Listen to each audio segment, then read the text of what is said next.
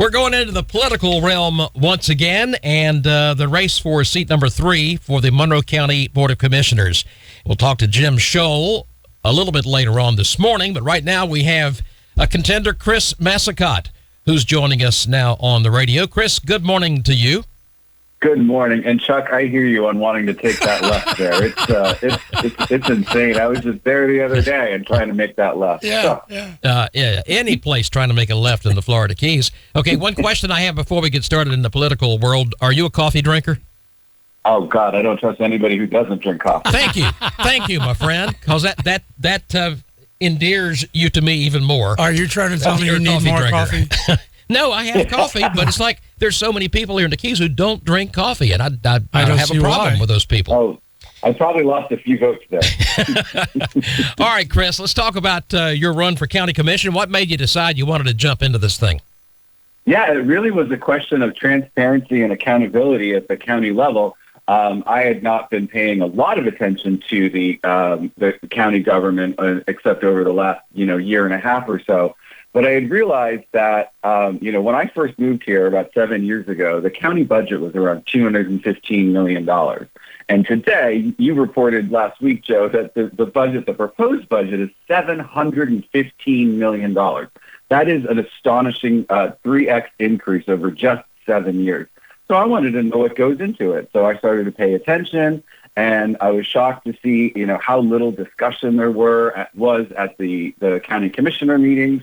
Everything is supposed to be discussed in public and out in a public forum. And the meetings used to last all day, and now they're out by lunch sometimes. I think you even said it at the last commission meeting on the radio. You said, the meeting had 180 items on the agenda, and they started at 9, but they were done by 1. And it just is kind of shocking how they can do that. So I want to run because I'm an auditor. I was an accountant for many, many years, and I would like to really examine the budget so that we can look voters in Monroe County in the eye and say, we are doing all we can to keep costs down on our end.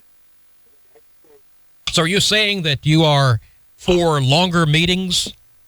I am for longer meetings. I know that sounds crazy, but because we have sunshine laws, things need to be discussed amongst the commissioners in the open. Like, they can't go and have a backroom meeting or anything. They have to sit there on that dais and say, let's talk about Rogos. Let's talk about how you feel about this right now. And that's why they give commissioner comment times. But it seems like they are asking fewer and fewer questions. And I want to ask more and more questions. And, really just pump some energy into the county commission because, how we spend our money is, just as important as, how much we collect. I want to see if we can stretch that dollar as far as we can because I'm all for, these affordable and workforce housing, developments and things. But we have to do it in the right way. And like people have said, we're not going to build our way out of this. We do need to worry about the stock that we have, the long-term rental stock, and that is a problem that we can confront directly by trying to, lower our property taxes.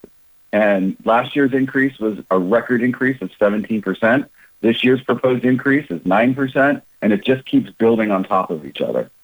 What would be the first things you would want to do if you were elected to this seat? What directions would you like to change? I think the very first thing that I would do is talk about how we go through these budget hearings and these meetings. The city of Key West does a 2-day workshop that is open to the public that, brings in every department head. Every department head goes through their department in detail, how many employees, what they do, and all of those things. And I went to the first budget hearing for this, and our budget is much larger than the city of Key West, and it was an hour and a half. And, I mean, the PowerPoint presentation was really nice and everything, but I want to see department heads talk about what they've done in their department, what they continue to want to do, where can we find savings? I was very happy to see that the county eliminated 12 positions, which saves us about $1.4 million, which doesn't sound like a lot, but I think we can find more ways to make our county government more efficient. Okay, every year, well, not every year, but every time we go through an election cycle and the question is asked, what are the major issues facing us? It's always the same. Every time we have an election, we never change because we never fix those problems. And, of course, those are affordable housing, resiliency, and transportation. Any thoughts on how to attack those problems and take them off that list? I don't think they'll ever be taken off the list because it's just inherent in the community that we're in, that we live in, and I would argue the most desirable place to live in the world. So yes, our housing is going to be expensive, but we have to work as hard as we can to make it, accessible to as many people as possible to have an actual community. And for traffic, the first thing that I would have done if I was a county commissioner is I wouldn't have voted to reject that traffic study last year.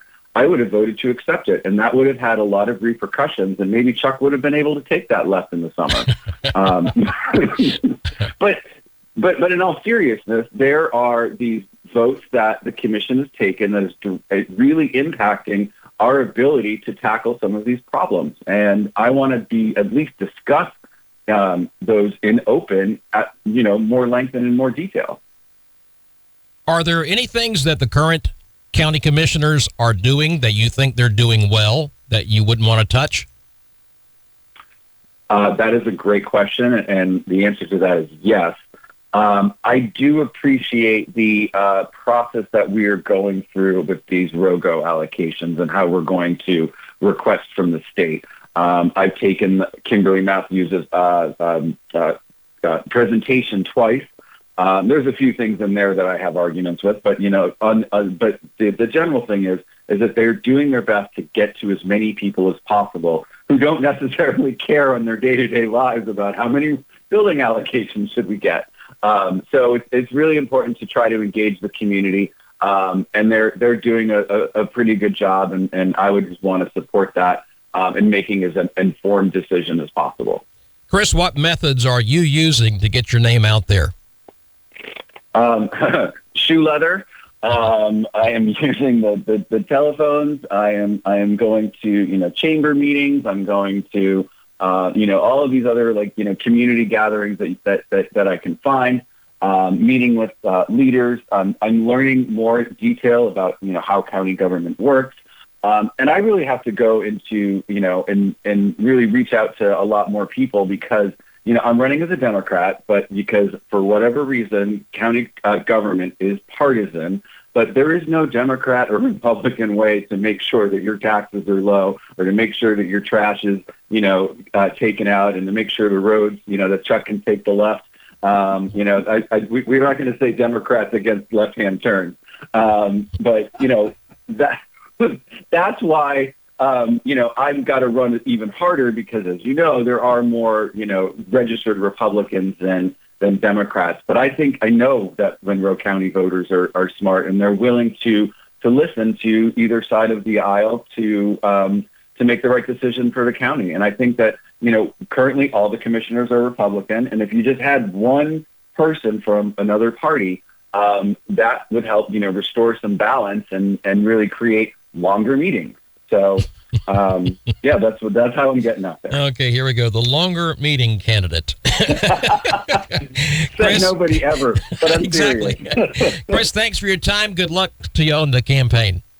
Thank you so much. If you want more information, my website is christophermonroe.com, and I've got all my positions out there, so you can read that. And I apologize, some of them are long.